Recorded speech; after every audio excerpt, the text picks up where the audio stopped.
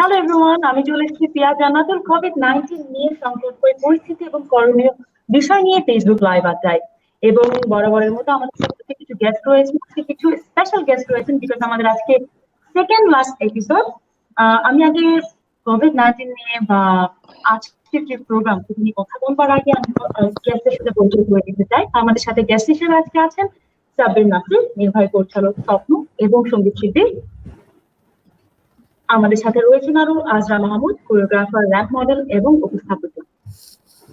আমাদের সাথে রয়েছেন প্রীত রেজা, আলোকচিত্র শিল্পী, ফটোগ্রাফার। সব বাংলায় লেখা তো আলোকচিত্র শিল্পী বলতে যে একটু মনে হচ্ছে আচ্ছা ঠিক আছে, যাই হোক।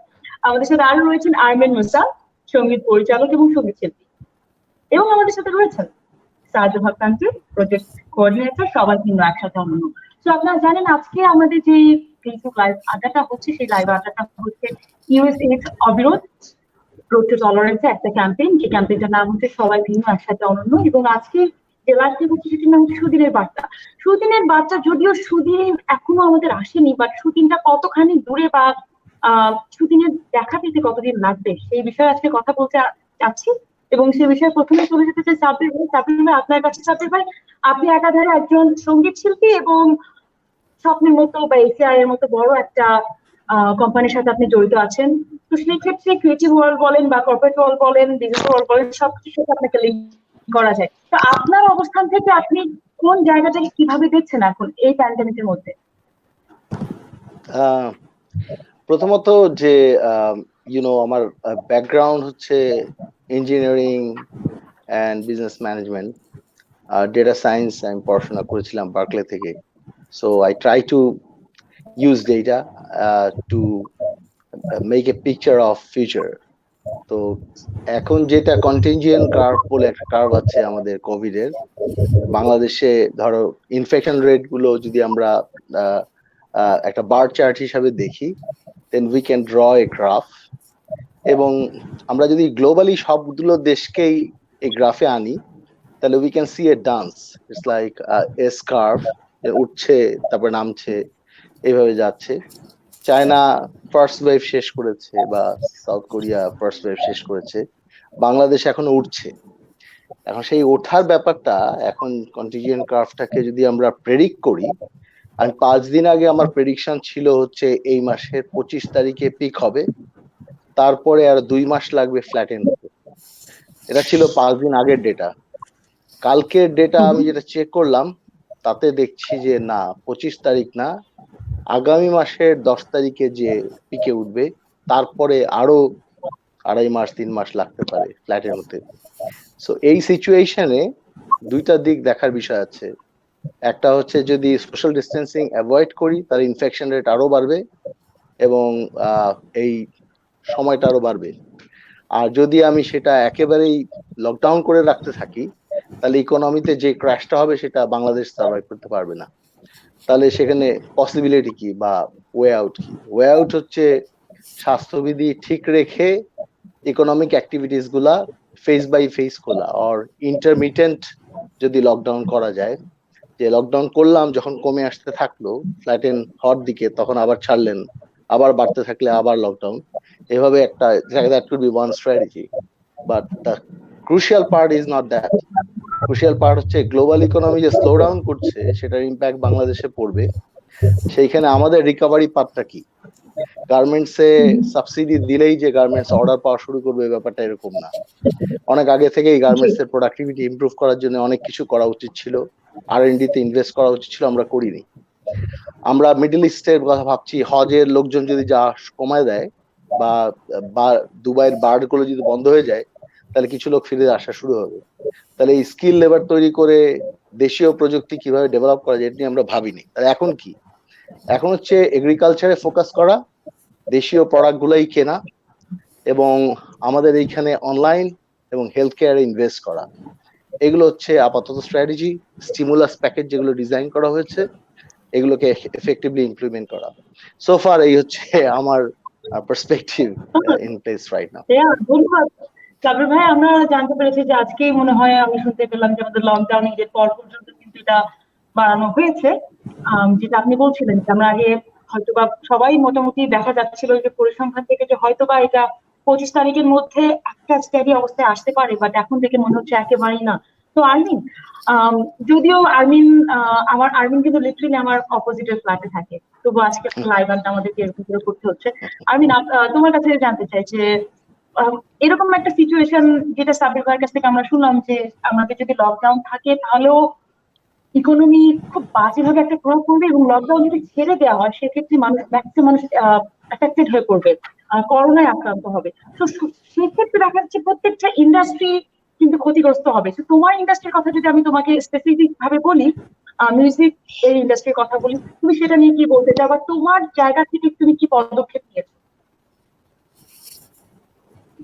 সবার আগে আমি বলবো যে আমি যে প্রথম স্টেপটা নিয়েছি সেটা হচ্ছে আমি সাথে সাথে আমার স্টুডিও ছোট করে বাসায় নিয়ে এসেছি।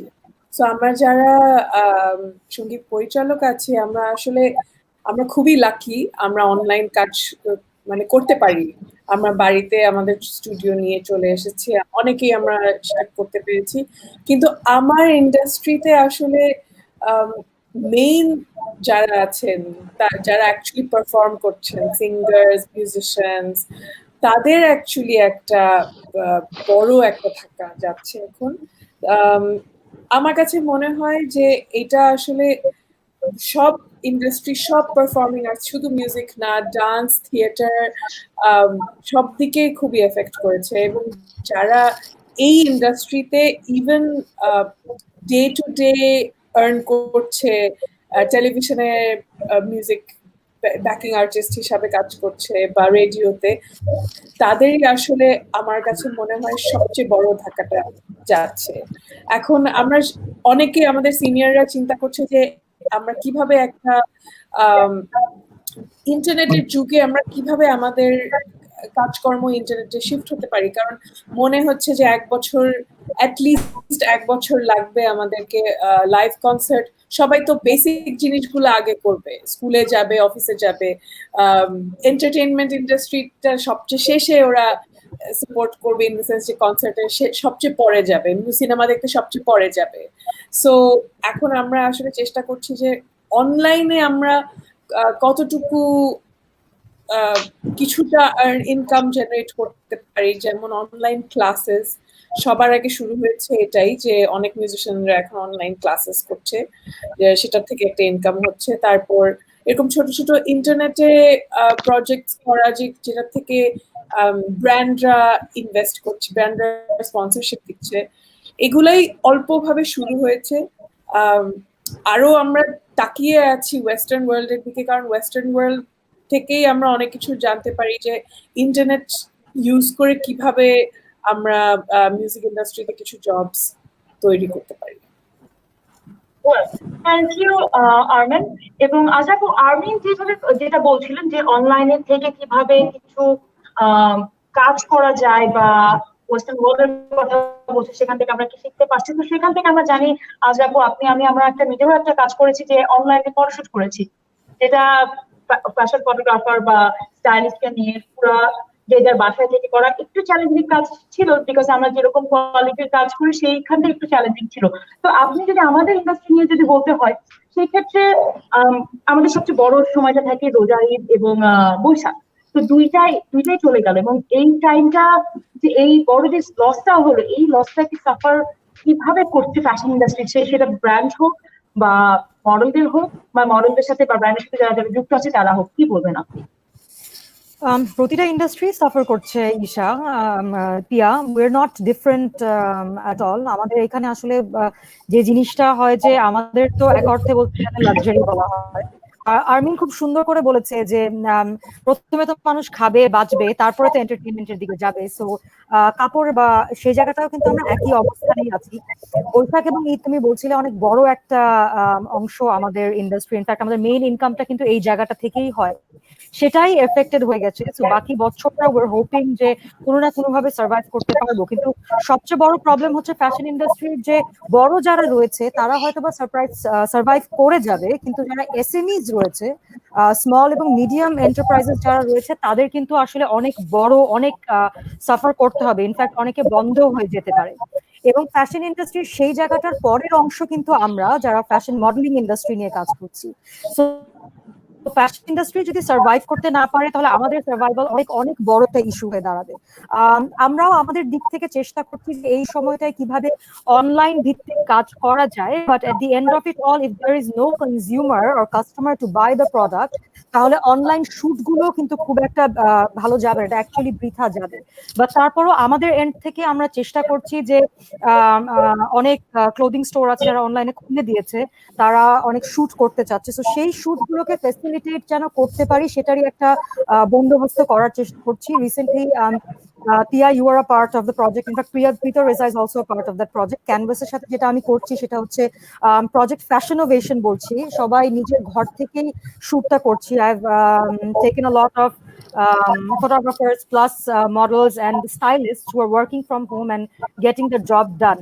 But তারপরও at the end of it all একটা কথাই ফেরত আসি যে if there are no consumer or no customer, because এই মুহূর্তে কাপড় কেউ কিনতে চাইবে না, the more important factor is surviving, মানুষ খাবার কিনতে যাবে, পড়ালেখা করবে, এই জায়গাটা, সেই জায়গাটাই যদি আমরা কাস্টমার কনজিউমার না পাই দেন আমাদের সার্ভাইভালটা অনেক অনেক বড় ইস্যু হয়ে যাবে। কিন্তু সুদিনের বার্তা যেহেতু বলছি আমরা শোটাকে, সো হতাশ একেবারেই হতে চাই না। I'm sure we will be able to get out of it and survive this situation as well. Yeah, inshallah. Hope for the best. আর তো কিছু বলার নাই এর থেকে, বাট আমার মনে হয় পিটু ভাই আপনার ঘুম চলে আসছে, বিকজ আপনি যেরকম স্ট্রেসড অবস্থায় আছেন আমি একটু হলেও জানি যে পিটু ভাই, যারা দর্শক যারা জানেন না বা আপনারা যারা এখানে আছেন তাদের জন্য বলতে চাই, পিটু ভাই কিন্তু কাজ করছে চমৎকার একটা উদ্যোগ তিনি এবং আরো কয়েকজন মিলে অকশন ফর অ্যাকশন, যেখানে বিভিন্ন সেলিব্রিটিরা আছে এবং তাদের কিছু খুব প্রিয় জিনিস একটা অপশনে তুলে সেটা কিন্তু তারা যাদের দরকার হচ্ছে তাদের মাঝে পৌঁছে দিচ্ছেন। বল আমি না বলি কিন্তু ভাই আপনার কাছ থেকে শুনতে চাই অপশন ফর অ্যাকশন নিয়ে, বা আপনি যদি কিছু অ্যাড করতে চান। অকশন ফর অ্যাকশন এই প্ল্যাটফর্মটা, এটা আসলে একটা নন প্রফিট প্ল্যাটফর্ম এবং এটা আসলে একটা, আমরা বলছি যে এটা একটা ইনস্পিরেশনাল প্ল্যাটফর্ম হিসেবে আমরা ভাবছিলাম। সো আমরা যেটা করেছি যে ধরুন সেলিব্রিটিদের কিছু প্রোডাক্ট কিংবা এক্সপেরিয়েন্স সেটা নিয়ে আসলে আমরা অপশনটা করছি। সেটা একটা বড় উদ্দেশ্য কি আপনি জানেন যে আমরা আসলে এখন যে কঠিন সময়টা পার করছি, এই শত্রুটাকে আসলে আমরা ঠিক চিনি না, বা সেভাবে করে আসলে আমরা একটা অঘোষিত তৃতীয় বিশ্বযুদ্ধের মতোই আমার কাছে মনে হচ্ছে। সো আসলে অনেকগুলো মানুষের সহায়তা করার জন্য আমাদের আসলে অর্থের প্রয়োজন। সেই জায়গা থেকে যারা যারা মাইক্রোফোনটা যদি অফ রাখি বলতে ভালো হয়, মানে কোনো একটা জায়গা থেকে নয়েজ আসছে। এনিওয়ে, সো আমাদের একটা উদ্দেশ্য হচ্ছে যে আসলে কিছু ফান্ড রাইজ করা, তাদের যেটা হবে যে আরো কিছু মানুষের মুখে হয়তো হাসি ফোটানো সম্ভব হবে, সেটা একটা বড় কারণ। এবং আপনি জানেন যে আমরা সাকিব আল হাসানের ক্রিকেট ব্যাটটা দিয়ে আসলে, যেটা 2019-এ তার সবচেয়ে ফেভারিট ব্যাট ছিল এবং যেটা দিয়ে ওয়ার্ল্ড কাপ তিনি কভার করেছেন, সেটা দিয়ে শুরু করেছে এবং সেই ধারাবাহিকতায় আসলে অন্যান্য সেলিব্রিটিদের জিনিসটা হচ্ছে। এবং আমরা বলছি যে আসলে সাকিব আল হাসান কিংবা অন্যান্য আরো যারা সেলিব্রিটি আছেন তারা আসলে তাদের প্রিয় জিনিসটা নিয়ে এই মুহূর্তে এগিয়ে আসছেন, কারণ এখন আসলে দেশের প্রয়োজনটা তার চাইতেও প্রিয়। তো সেই ভাবনা থেকে সেটা শুরু। তবে এর সাথে সাথে আরেকটা কারণ ছিল পিয়া, আপনি খেয়াল করে দেখেন যে উচ্চবিত্তদেরকে নিয়ে ভাবার মতো অনেকেই আছেন, অনেক রকমের প্রণোদনা আছে। নিম্নবিত্তদেরকে নিয়ে ভাবার মতো হয়তো বা অনেকে আছেন, কিন্তু মধ্যবিত্তদের নিয়ে আসলে ভাবছেন না। আমার যে তরুণ বন্ধুটা আসলে বাসায় বসে ডিপ্রেশনের মধ্যে দিয়ে যাচ্ছে, আমার যেই ইয়ত আসলে এই মধ্যে বাসায় বসে এক ধরনের ডিপ্রেশনের মধ্যে দিয়ে যাচ্ছে, তাদেরকে আসলে আমরা একটা আশার আলো দেখাতে চাই। এবং আপনি যদি আশেপাশে ডানে বামে খেয়াল করে দেখেন, আমরা সবাই একই বিষয় নিয়ে কথা বলছি, সবাই একই রকমের জিনিসই হচ্ছে। সেই জায়গা থেকে আমরা ভাবছিলাম যে আসলে আমরা করোনার জন্য কাজ করবো, কিন্তু করোনা নিয়ে কথা বলবো না। তো কোনোভাবে আসলে সেই সময়টা আসলে একটু মজা করা যায় কিনা আর কি, সেই ভাবনা থেকেই আসলে এক ধরনের সেলিব্রিটি এই গ্যাদারিংটা করা। এবং আপনি জেনে খুশি হবেন, আমরা 6টা পর্ব করেছি এবং 6টা পর্বে আমরা এখন পর্যন্ত 53 লাখ টাকা আসলে উঠাতে পেরেছি। এবং মজার বিষয়টা হচ্ছে এই টাকাটা কিন্তু আমাদের প্ল্যাটফর্মে আমরা নিচ্ছি না, কারণ কোনো আমলাতান্ত্রিক জটিলতা আসলে আমরা চাই না। ধরুন আপনি কোনো একটা প্রোডাক্ট অকশন করছেন, সো এই অকশনের টাকাটা চলে যাবে পিয়া আমাদের যে 15টি সংগঠন আছে, মানে যারা যারা কাজ করছে, বিদ্যানন্দ, 1 টাকার আহার থেকে শুরু করে আরো যারা যারা আছে, মজার স্কুল, আপনি ওই যিনি ডোনেট করছেন তিনি আসলে সিলেক্ট করছেন যে আচ্ছা ঠিক আছে আমার এই ডোনেশন থেকে প্রাপ্ত অর্থটা এই দুটো অর্গানাইজেশনকে দিয়ে দেওয়া হোক, বা তিনি কোনো একটা হয়তো সাজেশন করছেন। তো সেই জায়গায় সরাসরি আসলে আমরা ভাবছি যে আসলে আরো কিছু মানুষের মুখে হয়তো হাসি ফুটে যাচ্ছে আপনার এই প্ল্যাটফর্মটার কারণে। হয়তো আরেকটা জিনিস ছোট করে অ্যাড করতে চাইবো, অনেকেই এখানে কেন আসলে এ আছে বা ও নাই সেরকম একটা ভাবনা আছে, কিন্তু আমরা আসলে খুব দ্রুত আসলে শুরু করেছি। আমরা আশা করছি যে এটাই শেষ না, নিশ্চয়ই আরো অনেকেই আসলে আমাদের সাথে যুক্ত হবেন। Thank you. ধন্যবাদ প্রীত ভাই। আমি প্রীত ভাই এতক্ষণ যে কথাগুলো বললো বা আমি যেটা জিজ্ঞাসা করলাম এটা কিন্তু কোনো কিছু প্রচারের জন্য না। দর্শক, আমি আপনাদেরকে জানাতে চাই বা যারা শুনছেন সেটা হচ্ছে আহ, এই এরকম একটা প্যান্ডেমিকের এই অবস্থার মধ্যে আমরা সবাই যে এগিয়ে আসছি একটা প্ল্যাটফর্মের মাধ্যমে হোক, সেলিব্রিটিরা যে তাদের নিজেদের পছন্দের জিনিসটা নিয়ে যে দেশের মানুষের পাশে এসে দাঁড়াচ্ছেন, এটাই বড় কথা। আপনারা জানেন যে সাকিব আল হাসান তার ব্যাগটাই কিন্তু 20 লাখ টাকায় কিন্তু অকশনে বিক্রি হয়েছে। তাহসান ভাই তার একটা প্রথম যে তার যে গানটি সেটা কিন্তু 7.5 লাখ টাকা, একটা জাস্ট গানের পাতা, সেটা কিন্তু বিক্রি হয়েছে। যাই হোক, এরকম চমৎকার চমৎকার উদ্যোগ কিন্তু গ্রহণ করা হচ্ছে বিভিন্ন জায়গা থেকে, শুধুমাত্র এই প্যান্ডেমিক এই অবস্থানটাকে সবাই মিলে রুখে দাঁড়াবার জন্য। যাই হোক না কেন, আমি এখন তানজিল আমি আপনার কাছে আসতে চাই। আপনি এই যে ক্যাম্পেইনটার শুরু থেকে আপনি রয়েছেন, সবাই ভিন্ন একসাথে অনন্য। তো একটু আগে আজরাপু আজরাপু কথা বলছিল, তারপরে প্রীত কথা বলছিল, বিশেষ করে যে তিনি বলছিলেন যে মধ্যবিত্ত যারা রয়েছে বা যারা ইউথ যারা রয়েছে তাদেরকে নিয়ে চিন্তা ভাবনা। এই লকডাউনের পাশাপাশি দেখা যাচ্ছে কি যে সবাই কিন্তু ডিপ্রেশনে চলে যাচ্ছে এবং হয়তোবা হয়তোবা বিভিন্ন অসামাজিক কার্যকলাপে কিন্তু জড়িত হতে পারে। তো আমাদের ইউএসএইডস এর এই যে ক্যাম্পেইনটা, তাদের একটা মূল একটা উদ্যোগ হচ্ছে এক্সট্রিমিজম নিয়ে এগেইনস্টে কাজ করা বা ইউথদেরকে বোঝানো। তো সেক্ষেত্রে আপনার কি মনে হয় এই এক্সট্রিমিজম এই প্যান্ডেমিকের এই অবস্থানে এই সময়টাতে কি ইউথটা কি এক্সট্রিমিজমের মধ্যে জড়িয়ে পড়তে পারে বলে কি আপনি মনে করছেন? Thank you. কথা শোনা যাচ্ছে ঠিক মতো? শোনা যাচ্ছে। Okay, fine. তো বিষয়টা হচ্ছে যে একদম সাবজেক্ট ম্যাটারের কোশ্চেন চলে আসছে। আমি এটার আগে একটু ব্যাকগ্রাউন্ডটা বলি। ব্যাকগ্রাউন্ডটা হচ্ছে লাইক যে এই যে প্ল্যাটফর্মটা আমাদের সবাই ভিন্ন একসাথে অনন্য, এটা আসলে কোথেকে আসছে?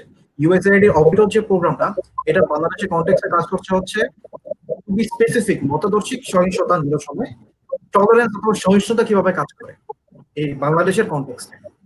তো এই ক্ষেত্রে সহিষ্ণুতা বৃদ্ধি কিভাবে মানুষের যে ইডিওলজিক্যাল মোটিভেটেড যে ভায়োলেন্স এক একজনের যে উগ্রবাদিতা যে ছড়ায়, এটার জন্য সহিষ্ণুতার প্র্যাকটিস কিভাবে ফাংশন করে এই ভায়োলেন্সটাকে রোধ করতে পারে। তো এই জন্য সবাই মিলে একসাথে তরুণ একটি স্ট্র্যাটেজিক কমিউনিকেশন ক্যাম্পেইন এই ইউএসএইডস অবিরত রোড টু টলারেন্স প্রোগ্রামের আওতায়, যেখানে ধর্মীয় সম্প্রীতি, ইউথ পাওয়ার, তারপরে হচ্ছে প্লুরালিজম দিয়ে পজিটিভ মেসেজ বিল্ড করে। আমাদের শর্ট ফিল্ম তৈরি হচ্ছে, যে শর্ট ফিল্ম গুলো গল্প পাঠিয়েছে তরুণরা, এবং আমাদের মিউজিক ভিডিও আছে, গান আছে, ওভিসি, অনলাইন ভিডিও কন্টেন্ট, ইউনিভার্সিটিতে ইউথ মিটিং ইভেন্টস।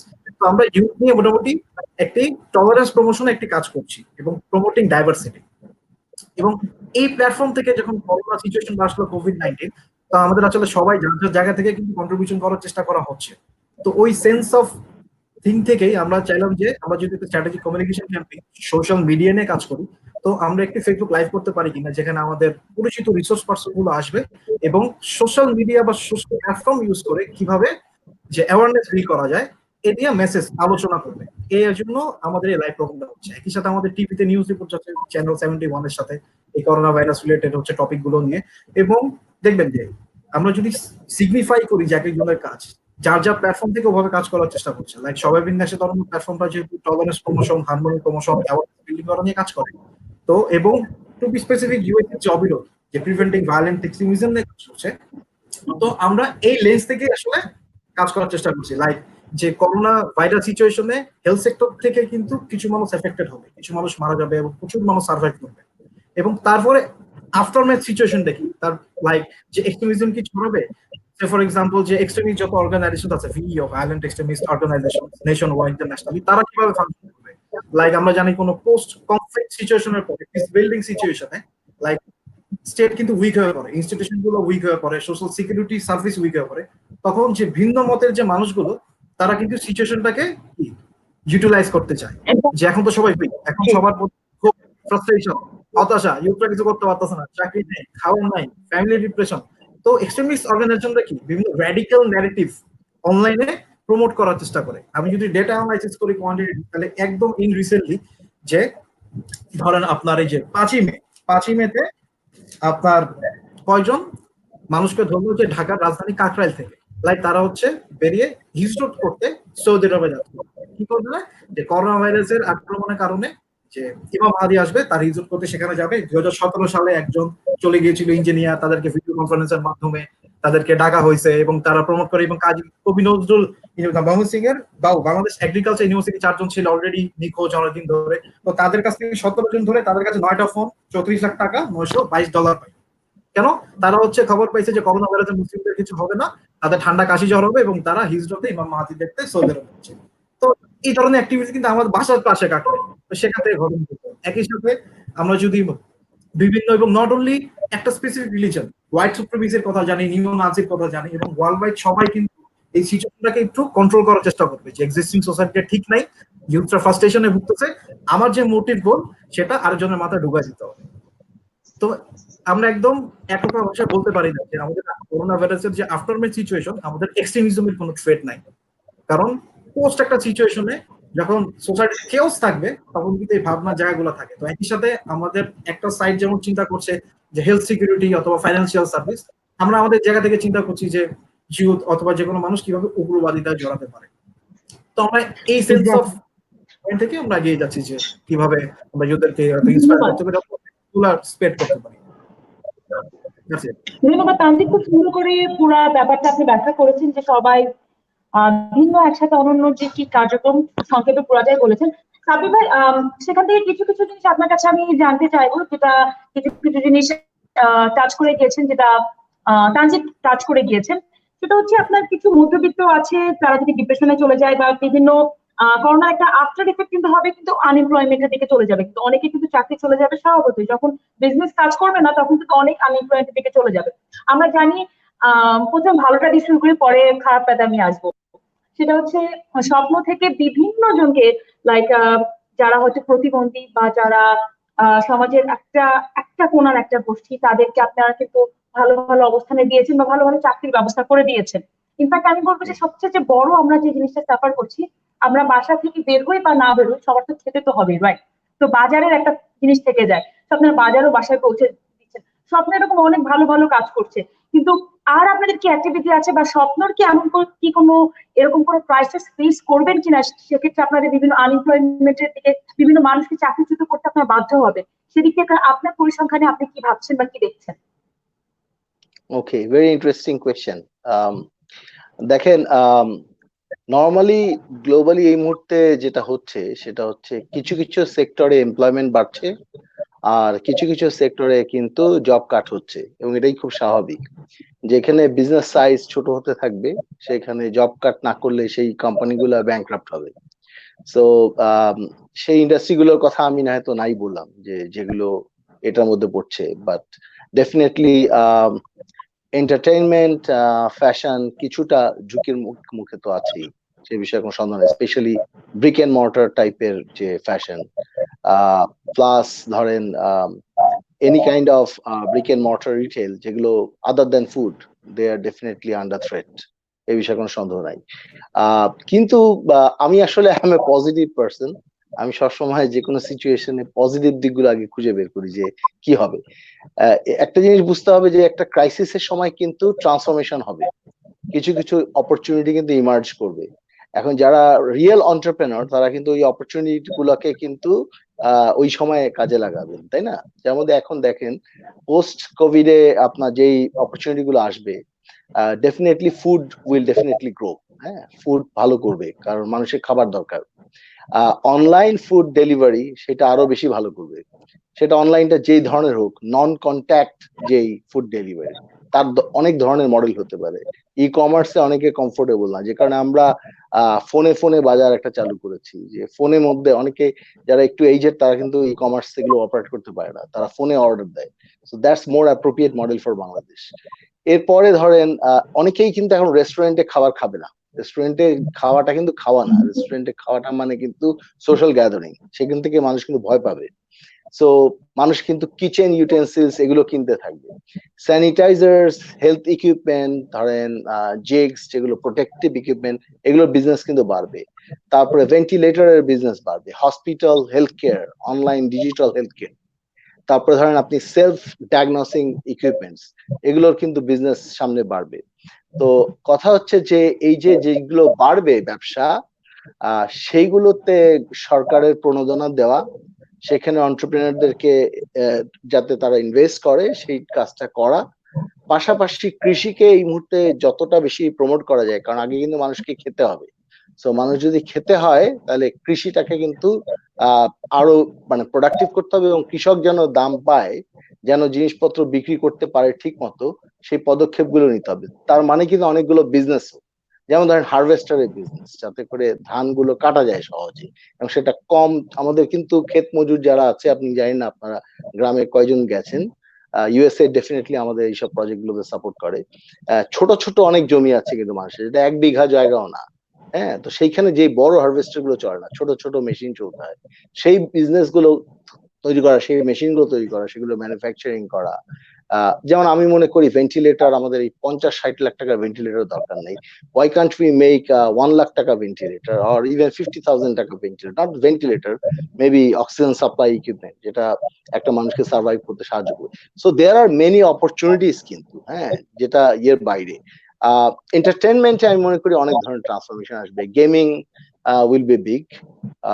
তারপরে ধরেন ভার্চুয়াল ভিজিট এবং বিভিন্ন social gathering through digital media, যাতে করে আমাদের ডিপ্রেশন না হয়। এই ধরনের অনেক ছোট ছোট বিজনেস অপরচুনিটি আমি দেখি। তো সেইখানে যে ইনভেস্টমেন্টটা হবে, সেইখানে আবার এমপ্লয়মেন্ট হবে। তো আপনার কোয়েশ্চেনের উত্তর হচ্ছে যে এমপ্লয়মেন্ট কি হবে কিনা, অফকোর্স হবে। এখন স্বপ্ন কেন কৃষকদের পাশে দাঁড়ায়, because that's relevant for our business model. কিন্তু আপনি বলতে পারেন থার্ড জেন্ডার কেন, সেটা আমাদের দায়িত্ববোধের জায়গা থেকে আসে। কারণ সবচেয়ে বেশি সাফারার যেই গোষ্ঠীটা, আমরা চেষ্টা করেছি অন্তত যাদেরকে কেউই অ্যাড্রেস করছে না, যেমন অটিস্টিক মানুষ অথবা থার্ড জেন্ডার, আমরা ওদেরকে ইনক্লুড করার চেষ্টা করেছি। কারণ অনেকেই তো সেবা প্যাক আমাদের কাছ থেকে কিনে শুধুমাত্র যারা মার্জিনালাইজ মানুষ তাদেরকে দিচ্ছে। মধ্যবিত্তের জন্য অনেক কিছু করার সুযোগ আছে। যেমন আমরিন খুব ভালো বলছিলেন যে মিউজিশিয়ান, স্পেশালি যারা কনসার্ট করে, বিভিন্ন ধরনের ছোট ছোট কনসার্ট করে। আমার নিজের লাইফের ক্যারিয়ারও কিন্তু ওইভাবে, I was A cap guitarist in studio and at studio and on stage. তো আমার মতো নিশ্চয়ই অনেকেই আছে যাদের কিন্তু এখন কোনো কাজ নেই। তো আমরা কিন্তু যেটা করেছি সেটা হচ্ছে ওদেরকে ভলান্টিয়ার হিসেবে আমাদের অর্গানাইজেশনে নিয়ে এসেছি, যে তারা এখানে ডেলিভারি, পিকিং, প্যাকিং এ এখন আপাতত কাজ করবে। যখন সিচুয়েশন ভালো হয়ে যাবে আবার they will go back to concert. So আমার মনে হয় যে প্রত্যেকটা কর্পোরেটের এখানে একটা দায়িত্বশীল ভূমিকা রাখা উচিত সরকারের পাশাপাশি। It's not only the government who can make things better. হ্যাঁ, এখানে সবারই কিছু না কিছু রোল প্লে করার সুযোগ আছে। ধন্যবাদ সাব্বির ভাই। আপনি যেটা বললেন যে থার্ড জেন্ডারদের নিয়ে কথা বললেন, ইনফ্যাক্ট আপনারা অটিস্টিক যারা রয়েছেন তাদেরকে নিয়ে কথা বললেন। আমি আপনার কাছে আবারও আসবো এবং আপনার কাছে বেশ কিছু কোশ্চেন আছে, বাট তার আগে আমি আর্মিন, আমি তোমার কাছে আসতে চাই। তুমি কিছু কাজ করছো আমি জানি, সেটা হচ্ছে তুমি ট্রান্সজেন্ডারদের নিয়ে কাজ করছো, কিছু স্টুডেন্ট নিয়ে কাজ করছো। আমি তাদের তুমি ট্রান্সজেন্ডারদের নিয়ে কাজ করছো, বা কিছু স্টুডেন্ট আছে যাদের প্যারেন্টস নাই, তাদের টিউশনের জন্য হেল্প করছো। তোমরা কিভাবে হেল্প করছো? আমরা কিছু বন্ধু বান্ধব যারা আমরা বাইরে পড়াশোনা করেছি, স্পেশালি ইউএস বেসড, যেটা ইউএস এন্ড ইউকে বেসড, তো ওখানে অনেক নন রেসিডেন্সিয়াল বাঙালি কমিউনিটি আছে। ওখানে আমরা ট্রান্সজেন্ডারদের ইউকেতে আমরা একটা গোফান্ডমি করেছি, যেখানে লন্ডন আশেপাশে অনেক আমাদের কমিউনিটিতে কন্ট্রিবিউট করেছে। এবং অন্য চ্যারিটি যেটার সাথে আমি জড়িত, সেটা হচ্ছে যে ওই যেসব স্টুডেন্টদের কোনো ইনকাম সাপোর্ট নাই, যাদের বাবা মা নাই, যাদের বা ধরেন বাবা মা অসুস্থ, ওদের বাসায় কোনো ইনকাম আসছে না এই সময়, ওদের জন্য আসলে এটা খুবই ডিফিকাল্ট একটা টাইম। তো ওই ফান্ড রেজিংটা আবার ইউএসএ তে হচ্ছে, এবং আমাদের অনেক নন রেসিডেন্ট বাঙালিরা আছেন ওখানে যারা ভালো করছেন।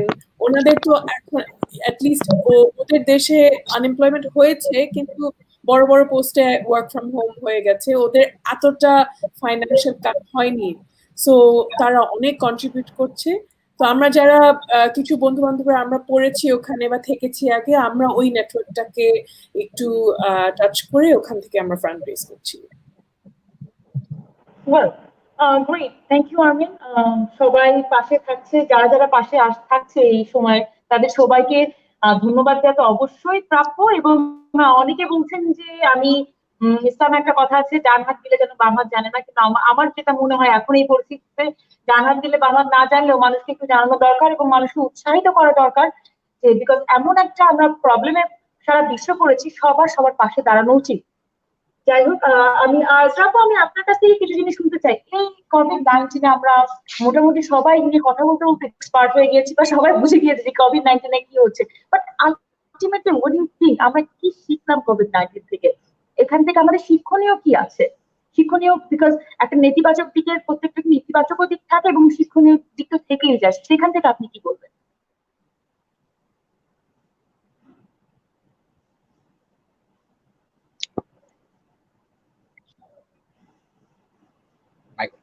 আজরাবুর কথা কি শোনা যাচ্ছে? আজরাবুর কথা শুনতে পাচ্ছি না মনে হয়। আজরাবু আপনার কথা শোনা যাচ্ছে না, একটু কি আনমিউট করতাম। ওকে, আনমিউটেড। ওকে, আমি যেটা বলছিলাম যে সাব্বির ভাইয়ের মতোই আমি একটা পজিটিভ পারসন। আমি আসলে পজিটিভ সাইডটাকে বিশ্বাস করি এবং আমিও বিশ্বাস করি যে এই সময়টাতে আমরা অনেক বাধা বিপত্তির সম্মুখীন হলেও আমাদের অনেক অপরচুনিটিস ওপেন আপ করবে এবং সেটা সাব্বির ভাই খুব সুন্দর করেই গুছিয়ে বলেছেন। সো সেই অপরচুনিটি গুলা যারা কি বলবো লুফে নিতে পারবে তারাই কিন্তু আসলে মূল মেইন সার্ভাইভার্স হবে এবং সেটার দিকেই চোখ রাখা অনেক অনেক বেশি গুরুত্বপূর্ণ। এবং আর্মিনও কিন্তু বলছিল যে আমরা আমাদের দেশের বাইরে কি হচ্ছে না হচ্ছে সেদিকে যদি একটু নজর রাখি তাহলে দেখা যায় যে সেই স্কোপ গুলো নেওয়াটা অনেক অনেক ইজিয়ার হয়ে ওঠে। সো আমি বলবো যে মানুষ কিন্তু অনেক অনেক চ্যালেঞ্জেস এর থ্রু থেকে গেছে and they have survived it and come out of it. একটা জিনিস সেটা হচ্ছে যে life might not come back to normal like we are used to, but it will be a new normal that we will become used to. So সেই জায়গাটার জন্য একটা open mind রাখতে হবে, সেটা অনেক বেশি গুরুত্বপূর্ণ। সো আমি আজকে যে তানজিব বলছিল যে বিভিন্ন ধরনের গুজবের কথা আসছে, সেদিকে যদি আমরা আমাদের কি বলবো ব্রেইনস যদি ওদিকটাই ইউটিলাইজ না করে পজিটিভ সাইডটাকে এবং কনস্ট্রাকটিভ সাইডটার দিকে যদি একটু ইউটিলাইজ করতে পারি তাহলে কিন্তু এই জায়গাটা থেকে বেরিয়ে আসা সম্ভব।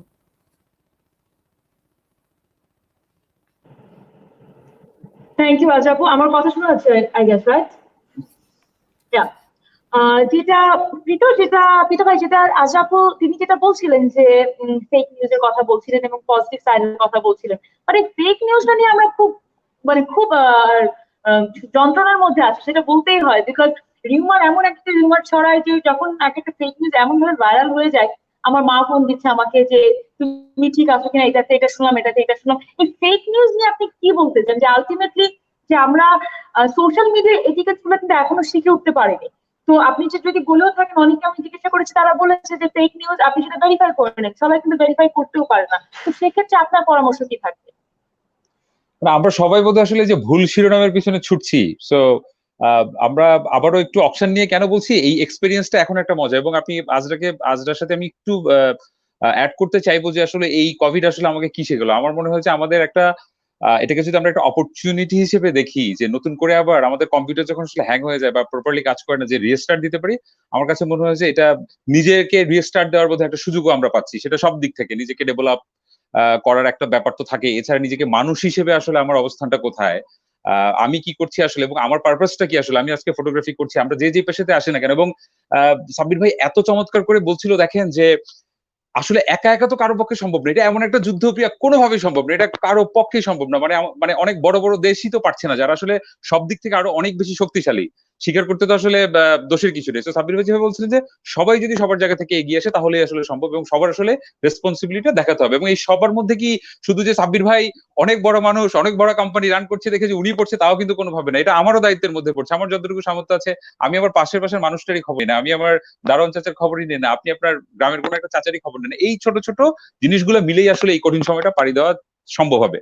পাশাপাশি বলছি যে ভুল শিরোনামের কথাটা কেন বলছিলাম, ধরুন সাকিব আল হাসানের যখন ব্যাটটা আমরা অপশন করলাম, পর সব জায়গায় নিউজ আসলো যে সাকিবের ব্যাটটি 20 লক্ষ টাকায় নিলামে উঠলো। আমার কাছে মনে হয় আবারও একটা ভুল শিরোনামে আসলে আমরা শিরোনাম করলাম। কেন বলছি, যদি শিরোনামটা হতো এমন যে সাকিবের প্রিয় জিনিসটা সাকিব দিয়ে দিল কারণ এই মুহূর্তে দেশটা তার প্রিয়, তাহলে কি হতো, যে লোকটা আসলে হজের জন্য টাকা জমিয়েছে সে কিন্তু আসলে হজের টাকাটা দিয়ে দিত। যেই লোকটা হয়তো আসলে তার বাচ্চার জন্য আগামী জন্মদিনে সাইকেল কেনার জন্য টাকা জমাচ্ছিল ছোট ছোট করে প্রতি মাসে 100-200 টাকা করে, সে হয়তো সেটা নিয়ে আসতো। তো আমার কাছে মনে হয় যে একটা তো হলো যে নেগেটিভ নিউজ এর ভুল শিরোনামে আমরা সবাই আচ্ছাদিত আছি। সাব্বির ভাইয়ের আজরা আপনারা আরো ভালো বলতে পারবেন হয়তো যে মুসা, যে কিভাবে আসলে এই জায়গা থেকে বের হওয়া যায়।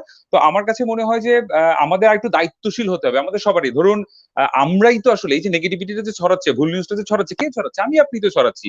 এবং মজা করে ছড়াতে ছড়াতে আপনি দেখেন যে আমরা এমন অনেক মানুষকে আসলে রীতিমতো লাইমলাইটে নিয়ে আসছি। ওই দিন দেখলাম যে আমরাই তো শেয়ার দিচ্ছি না, সেটা হয়তো মজা করে দিচ্ছি। তো আমার কাছে মনে হয় যে আমরা যদি একটু দায়িত্বশীল হই, এবং এই এটিকেট গুলো নিয়ে যদি আসলে আমরা একটু কথা বলি আর একটু সচেতন হওয়ার জন্য অনুরোধ করি। এখন আমরা কি শেয়ার করছি, কোথা থেকে শেয়ার করছি, এটা চাইলেই তো আসলে ক্রস চেক করাটা সম্ভব হয়, কিন্তু ওই যে আসলে আমরা একটা অস্থিরতার মধ্যে দিয়ে যাচ্ছি। তবে আশার আলোটা, আমার যেমন খুব ইচ্ছে যে সাব্বির ভাইরা তো আসলে মানে আমার কাছে মনে হয়েছে ওনারা অনেক বেশি ভবিষ্যৎ দেখতে পায়। আজরাও বলছিল, সাব্বির ভাইকে শুধু একটা প্রশ্ন করে রাখতে চাই, আজরাকেও, যে আসলে আমরা যারা সাব্বির ভাই এই যে এই ইন্ডাস্ট্রির সাথে আছি, আমরিন, পিয়া, বা ধরেন স্পেশালি আজরা, আমি, পিয়া, আমাদের আসলে কি হবে? আমার জন্য আপনার সাজেশনটা কি? এই সুযোগটা পাওয়া যাবে না, সাব্বির ভাইয়ের পরে অ্যাপয়েন্টমেন্ট নিতে লাগবে 2 মাস। তো এই অপরচুনিটি আসলে নিতে চাই যে সাব্বির ভাই বলবে যে আমাদের আসলে করণীয়টা কি। কারণ আমি আসলে এই জিনিসটাও ভাবছিলাম, কারণ এখন আসলে আমরা যদি আসলে যেমন কালকে আয়মান বলছিল অন্য একটা আড্ডায় যে এটা কিন্তু আসলে নেটফ্লিক্স দেখার সময় না। আমার যে তরুণ বন্ধুটা এই মুহূর্তে হয়তো নেটফ্লিক্স দেখে ভাবছি যে আসলে হয়ে যাবে আর 15-20টা 1 মাস পর বা 1.5 মাস পর হয়তো আসলে যখন আমরা অনেকেই চাকরি হারাবো, তো আমি কিভাবে আসলে সার্ভাইভ করব, সেইটা বোধহয় আমরা নিজেরা, এবং হতাশ হতে বলছি না, কিন্তু একদমই হতাশ হতে বলছি না, বলছি সচেতন হতে আর একটু পড়াশোনা বাড়াতে। যেমন আমি নিজেই হয়তো এখন একটু, যেমন আমি এখন গ্রাফিক্স ডিজাইনিং এর কাজ পারি ভাই, ফটোগ্রাফি যদি করতে না হয় কয়দিন পরে আমি কোন একটা ডিজিটাল কোম্পানিকে গিয়ে বলবো ভাই আমি গ্রাফিক ডিজাইনের কাজ করি, আমাকে দাও। সো বুঝানোর জন্য বলছি যে এই সুযোগটা আসলে নিতে হবে, কিন্তু সাব্বির ভাইয়ের কাছ থেকে এটা অবশ্যই স্পেশালি শুনতে চাই, আমাদের করণীয় কি। Thank you.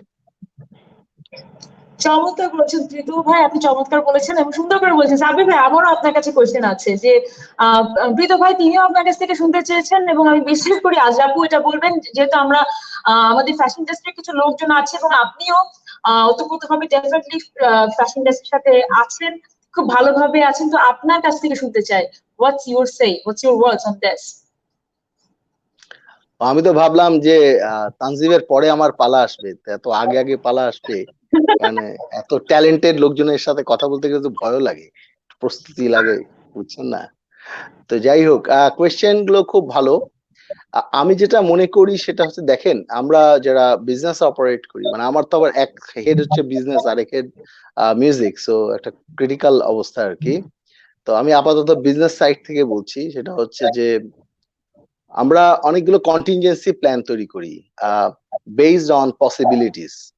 সো একটা পসিবিলিটিস হচ্ছে ফার্স্ট ওয়েভের পরে সেকেন্ড ওয়েভ আর আসবে না, কেউ কিন্তু বলতে পারে না যেটা হবে না, ঠিক আছে? কারণ এটা অনেকটা টাইম মেশিন ট্রাভেল করার মতো, হ্যাঁ, যে আপনার আগে কিন্তু চায়না অলরেডি এসকার পার করে আবার ফ্ল্যাটেন হয়েছে। এখন আপনি তাকিয়ে থাকতে পারেন, let's say you are China, আপনি চায়নার যদি দেখেন সেকেন্ড ওয়েভ শুরু হচ্ছে, তাহলে আপনি বুঝবেন এই ওয়েভটা আপনার কাছেও আসতে পারে।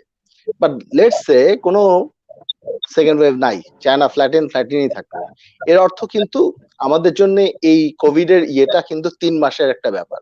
এই 3 মাস পরে কোভিড গন, পসিবিলিটি 1, আমি অপটিমিস্টিক পসিবিলিটির কথা বলছি। সেকেন্ড পসিবিলিটি হচ্ছে ভ্যাকসিন আবিষ্কার হয়ে গেল এবং এটা 1 বছরের মধ্যে সবার কাছে চলে আসলো, তাহলে আপনার 1 বছরের সমস্যা, it's a mid term problem, not a short term problem.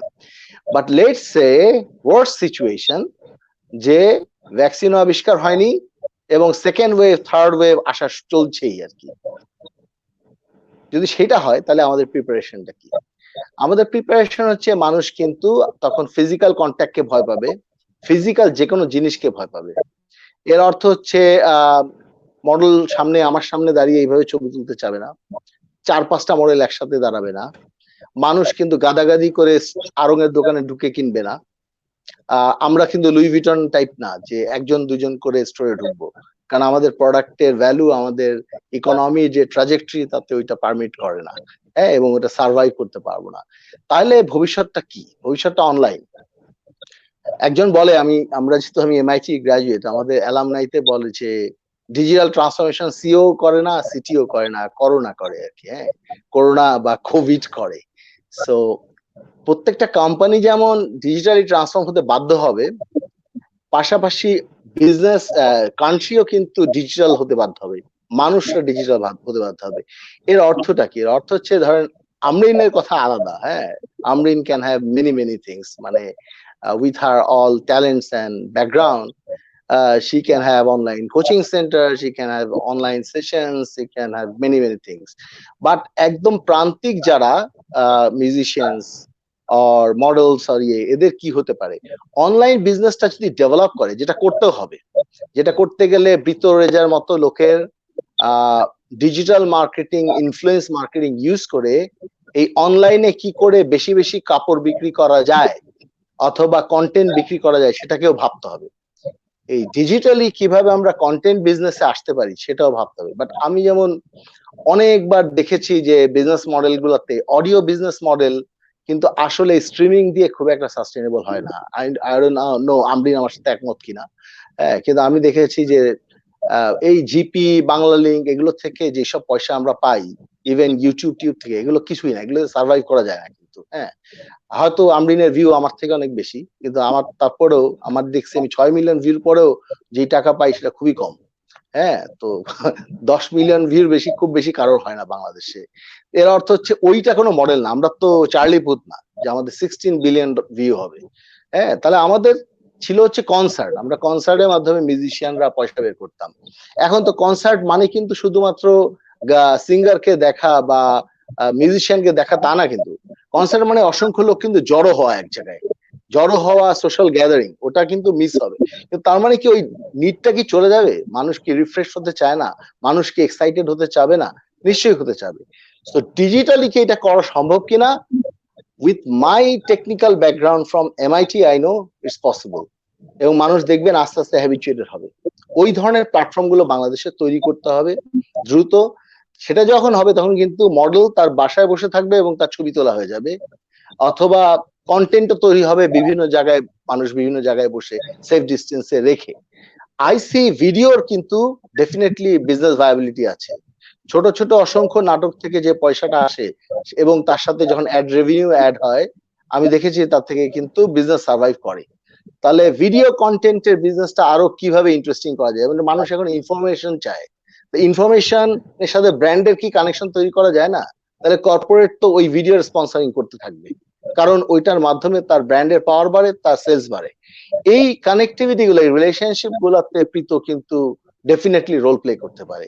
হ্যাঁ, যে how the influence marketing can help the corporates to increase their business, then the money automatically comes down, এবং সেটা ডিস্ট্রিবিউটেড হয় সবার মাধ্যমে। So I see a transformation in our business, the way we do entertainment, just audio নাও হতে পারে, হয়তো আরো অনেক কিছু মিলিয়ে কিছু।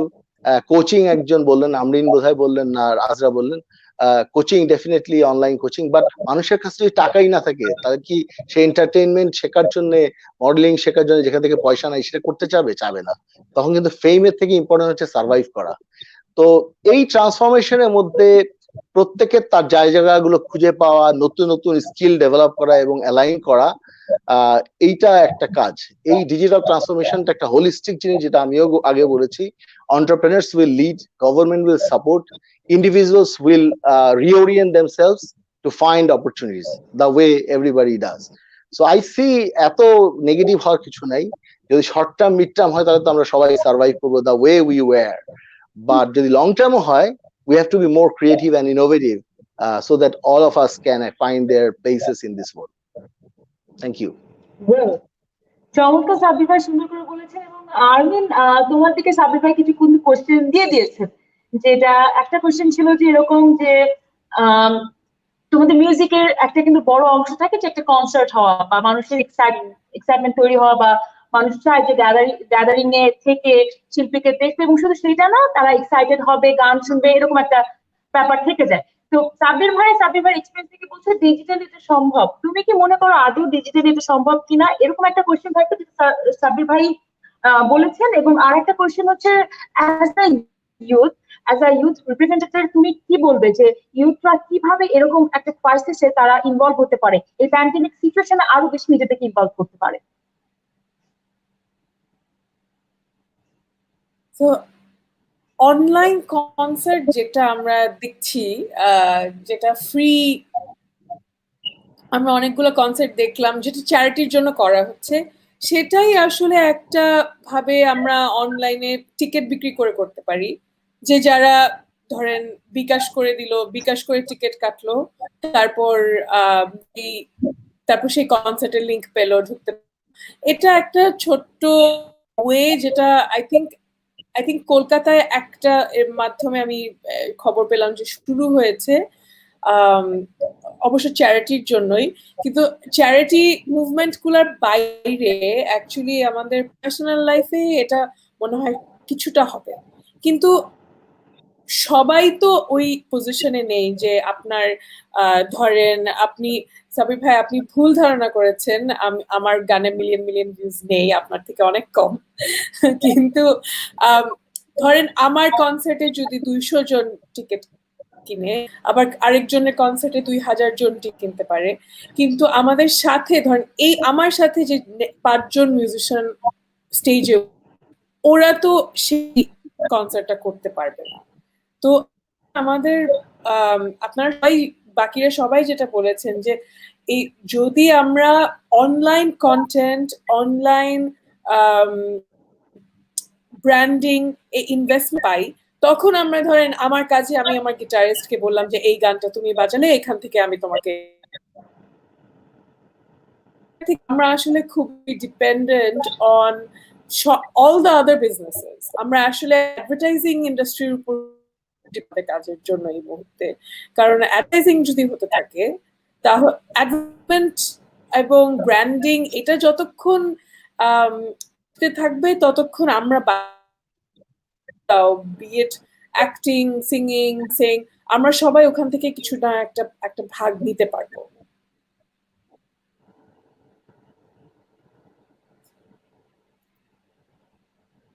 আমার কথা শোনা যাচ্ছিল? হ্যাঁ, আমি শুনতে পেরেছি। আমি ভেবেছি যে এখনো কিছু বলবে তুমি। Thank you so much. এটাই বললাম। না, আমি ভেবেছি যে হয়তো বা নেট কানেকশনের প্রবলেম বা এরকম কিছু একটা, মাঝে মাঝে পুরো সবকিছু একেবারে স্থির হয়ে যায়, বুঝতে পারি না যে কাজ হচ্ছে কিনা। যাই হোক, ধন্যবাদ আরবেন। এবার আমরা তো অনলাইন নিয়ে, তারপর ডিজিটালি কিভাবে কাজ করা যেতে পারে, বিজনেস কিভাবে প্রোগ্রেস করা যেতে পারে অনেক কিছু শুনলাম। আজ আপনার কাছে আসতে চাই, এই লকডাউনের কারণে দেখা যাচ্ছে কি যে সবাই ছোট বড় মধ্যবিত্ত তরুণ তরুণী যারা রয়েছেন সবাই মোটামুটি একটা স্ট্রেসের মধ্যে দিয়ে যাচ্ছে, এবং খুব স্বাভাবিক। যেরকম আমাদের একটা বিজি লাইফ থেকে এরকম একেবারে একটা স্থির লাইফে আমরা চলে এসেছি, এটা হওয়াটাই স্বাভাবিক, না হওয়াটাই অস্বাভাবিক আমি বলবো। সেক্ষেত্রে আমি জানি আপনি অনেক অ্যাক্টিভিটির সাথে সবসময় নিজেকে জড়িত রাখেন, যোগা বলেন, মেডিটেশন বলেন, ওয়ার্কআউট বলেন, লট অফ থিংস। তো সেক্ষেত্রে আপনার কি পরামর্শ থাকবে, সাইকোলজিক্যালি যদি ঠিক থাকতে হয় সেক্ষেত্রে আপনি কি পরামর্শ দেবেন সবার জন্য? পিয়া, আসলে আমি অনেস্টলি মনে করি আমাদের এখন সমস্যা হয়ে গেছে কি, আমরা নিজেদের সাথে সময় কাটাতে পারি না। এটা কিন্তু একটা সময় প্রবলেম ছিল না, মানে নিজের সাথে সময় কাটানোটা was people use to look forward to it, এবং এটা কিন্তু অনেক অনেক বেশি গুরুত্বপূর্ণ একটা বিষয়, to be in touch with yourself, to be in touch with your soul, to be in touch with your mind. এটার একটু প্র্যাকটিসটা প্রয়োজন আছে, এটা আমি মনে করি। সেকেন্ডলি, যেহেতু we're in a stressful situation, আমারও বলতে গেলে আমি মার্চের 19 তারিখ থেকে লকডাউনের বাসায় আছি, একদমই বের হইনি।